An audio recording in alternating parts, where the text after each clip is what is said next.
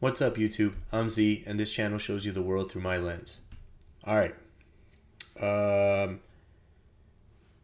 I am getting a lot of King Von requests. I think I should have done this with YoungBoy and like gone through and maybe done some of like the more interview and documentary style videos first. But you know what? Things happen the way they happen. So I want to do that with King Von because I feel like I'm going to understand the music better if I get more of the background first. I was recommended 3 documentaries or 3 docu videos to watch. This was the first one. So this is King Von, the soft-spoken assassin. We're going to check this out. I want to learn a little bit more about this artist. Rest in peace. I know he's not around anymore.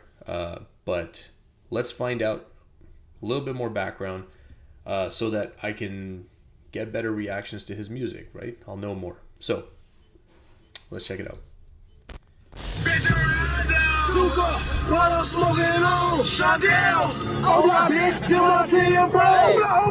Back to that breaking news live from Chopper 2, a mass shooting. At least 6 people shot. This all happening at 65th and King Drive in Parkway Gardens. The age ranges of those people ranging from 14 to 23 years old. If you ain't from here, don't come here, please don't. His name is Davon Bennett, a.k.a. King Von. He's been on the street for too long. I want him off the street today. You guys ready? Ready, sir. Let's do it. Alright, so probably the person that I get the most requests to do a video on, and the rapper I've been rocking with for a while now is King Von. No doubt the most demonic figure that's come out of Chicago since... Oh, that's crazy for him to say that right there. I was just going to pause real quick before it got too far ahead. Yeah, that was a wild intro. I want to know a little bit more about that incident. I think it's one of those things where they're showing you that at the beginning. Now they're going to go back, and then we'll get reference to that maybe further down at the end. Let's check it out. Since the drill music wave in the 2010s. Fans are really enamored with his storytelling and music videos, but for the life of me, I don't know how King Von is a free man. I mean, bless him, all blessings to him. He's somehow been able to 2C slide and dodge every single case that's been thrown at him since he was 15. And while his partner Rondo was toting a bazooka on the gram, King Von was on Twitter arguing with a mortal enemy over how many bodies they each got. And this was trolling the fuck out of the police, right? They couldn't stand it. See, in Chicago, only 20% of murders ever get proven, 80% go unsolved. 20 years for the murder. Yo, that's freaking crazy stats. And this is crazy. Out of the police, right? They couldn't stand it. Listen, I'm just saying, like, it's shocking to me to discover in this newer music how openly these rappers talk about, you know, I'm talking about YoungBoy, I'm talking about the people YoungBoy's beefing with. Now I'm talking about King Von. Like, all of these people, how much they actually say what they've done is pretty insane. See, in Chicago, only 20% of murders ever get proven, 80% go unsolved. I do want to know, though, how does that compare to other places? Like, it's one thing to get a stat like this, like, on its own, but you really kind of need comparison to, like, other big cities and stuff. To figure out, like, is this a really big number? I don't know, like, what happens in New York? What happens in LA? What happens in Miami? What happens in, you know, Detroit? What happens in all of these other places? What is the comparison so we understand kind of... If you guys know more about that, let me know down below. 20 years for the murders, plus the gun enhancement law, that's 21 years. So that's 41 years just for the murder. And I got 2 attempt murders. And you beat all those charges. You were acquitted. Yep, I don't play. Now, we're gonna get into all this, but before we do, let me show you my song of the day. This is Mark Battles. Let's go. Ain't been happy in a while. I be staring in the mirror, trying to force myself to smile. Can't keep blaming everybody. People do what you allow.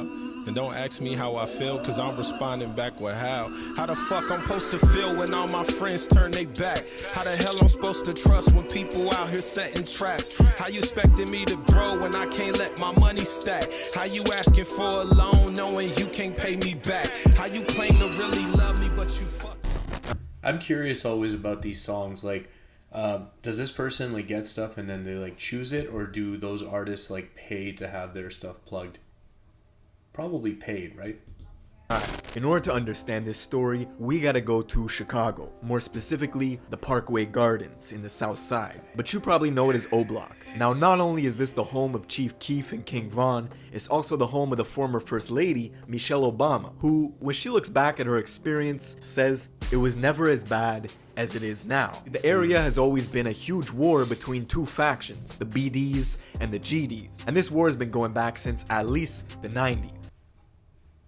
GDs. GDs sounds really familiar to me. So if you guys don't know, my favorite rapper of all time, I say favorite, I'm not like, I already say like my GOAT list or my top rapper list is multiple people. It's not going to be just one person. But my favorite, so just my preference, my favorite rapper of all time is Lupe Fiasco. He has referenced GDs a few times on a few different tracks. That's why that sounds very familiar. BDs and Maybe the BDs as well. And this war has been going back since at least the 90s. But back then there was more structure, it was organized, and it was mostly a battle over drug trade. The BDs controlled a massive 16-story housing complex just 2 minutes away from O-Block, posting snipers on the roof to protect their drug dealers. Lookouts were equipped with night vision. Snipers? What? To protect their drug dealers. Lookouts were equipped with night vision goggles, and the entire organization was pulling in $300,000 a day for damn near 15 years. The BDs were run like a corporation. Money was laundered through investments into apartment buildings, a record label called MOB, a car wash, and a nightclub in Atlanta. But the Yo, these guys have big brain going on here. That's dope. I mean, it's not dope that that's happening. I just mean like, this sounds more like organized situation, right? Like, I think we have an image in our head of like, just like, you know, gangbangers and whatever, but like the way that you kind of depict stuff in movies, I guess. But this is kind of like how they depict, like, you know, the Italian gangster families and stuff, like being very organized and having structure. That's kind of what this sounds like, right? Buildings, a record label called MOB, a car wash, and a nightclub in Atlanta. But the leadership was taken out in 2004 with a massive police raid. Their headquarters was permanently closed and eventually demolished. 50 people were charged. Whole leadership gone. All the BDs migrated to O-Block and created alliances with the sets around the area to go against their rival gang, the GDs. Now the GDs, which stands for Gangster Disciples, also had their leadership taken down. And now neither of the two gangs have any structure anymore coming from the top to the bottom. It's basically just kids running around with a profound hatred for each other, trying to blow each other's heads off. And this shit escalated even further in the 2010s with Chief Keef and the rise of drill music. Chief Keef, Rondo, Lil Reese, Lil Durk, and most of the people who saw success during the height of the drill scene were... Is Chief Keef kind of like credited as one of the first people to kind of really bring like Chicago drill to mainstream? Let me know. I don't know much. I barely know any Chief Keef music, like maybe just like whatever was big and on the radio. That's about it. Rise of drill music. Chief Keef, Rondo, Lil Reese, Lil Durk, and most of the people who saw success during the height of the drill scene were all black disciples. The Gangster Disciples had very little representation in mainstream music. Their most notable figures were FBG Duck, Lil J, Lil Jojo, so the fact that Chief Keef and O-Block were able to control the airwaves and the popular sound made it so they could put super disrespectful lyrics towards the Gangster Disciples in their songs, and it would become mainstream. The best example is Tuka.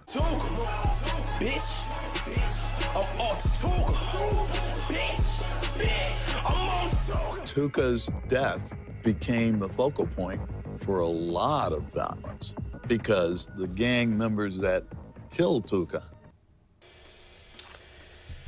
Oh, Grammarly. You guys need to work on your grammar. Sometimes I feel like I need to work on my grammar. When the stakes are high, Then use social media to really insult his memory. In this case, you have this young man actually in his coffin. Right. And this image has also been defiled. See, Tuka was a deceased 15-year-old boy that Chief Keef and Dirk would constantly mock in their songs. And the lyric became so popular, you had rappers like Lil Pump who had nothing to do with the situation. He's from Miami. You had Young M.A. who's from New York, and even NLE Choppa who's from Memphis. They would use Tuka in their songs or in everyday life without even knowing what it meant. Now, you recently said some shit about Lil Pump. Mm-hmm. And he used the Smoking Tuka line? To this day, he probably think that everything all groovy. But no, when I see you, I'm gonna slap you. Young M.A. said it in her verse, and then she apologized for it. And that's all I wanted. See, the hatred between the GDs and the BDs ran so deep. The feud was so strong. You even got King Von on video. See, that's crazy too, right? Because they made saying that so popular, I guess, that other people started using it, and then you're like, you could inadvertently be drawn into this situation, right? That's pretty crazy. And then she apologized for it. And that's all I wanted. See, the hatred between the GDs and the BDs ran so deep. The feud was so strong. You even got King Von on video teaching a little kid. So see, I was waiting for when more of like King Von was going to come up, because we're getting a lot of history right now.